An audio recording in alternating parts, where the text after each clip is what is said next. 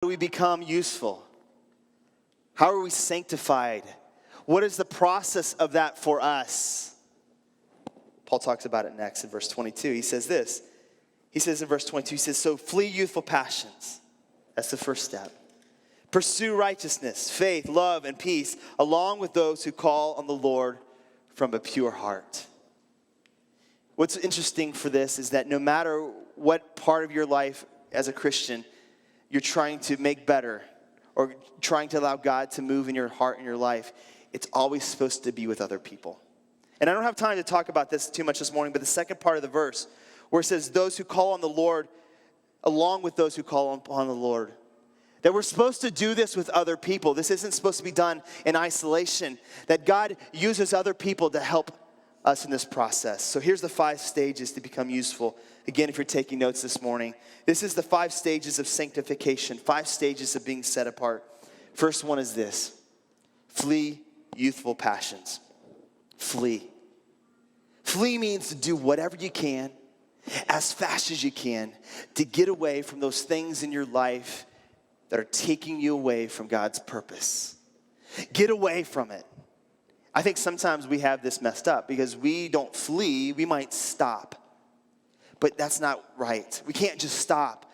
Paul tells Timothy, he says, look, you've got to get out of here. You've got to take off and get away from those evil desires, those things in your life that are tripping you up. Get the heck out of there. I have to do this every single time I drive by Krispy Kreme on Eagle and Fairview. Anybody feeling me with that? You know what I'm talking about? When you drive by there and that little sign is on the window where the donuts are hot, and I begin to start thinking about those warm, buttery, delicious, glazed, heavenly delicacies. And as you eat them, the glaze starts to drop off into the ground, making a mess, but you don't care because it tastes so good. This is hard, guys. I'm not kidding you. Like whenever I drive by there, it's like this little voice in my head that says, Doug, come and eat me. You know, You think I'm kidding. You think I'm kidding. One time I drove by there, and I was driving by, and this is what I saw in the parking lot. Look at this. Eat Krispy Kreme, Doug. I'm not kidding you.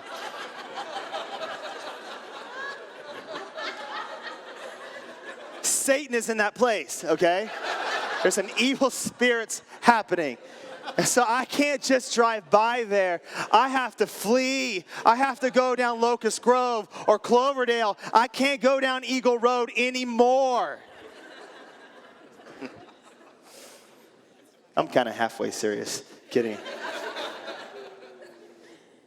Now, I know it's funny, but the reality is that all of us deal with some type of youthful desire, some youthful passion.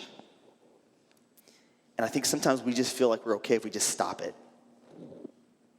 Maybe there's a friend or a relationship in your life that's taking you down the wrong road, and for whatever reason, you don't run away from them. And I think we have to do that.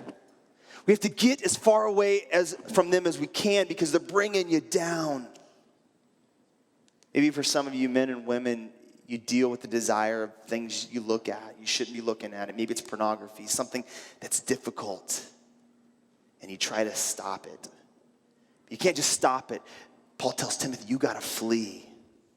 You've got to get out of there. You got to run away. You got to put boundaries. You got to have protection in your life. Have accountability in your life. He tells us to do this.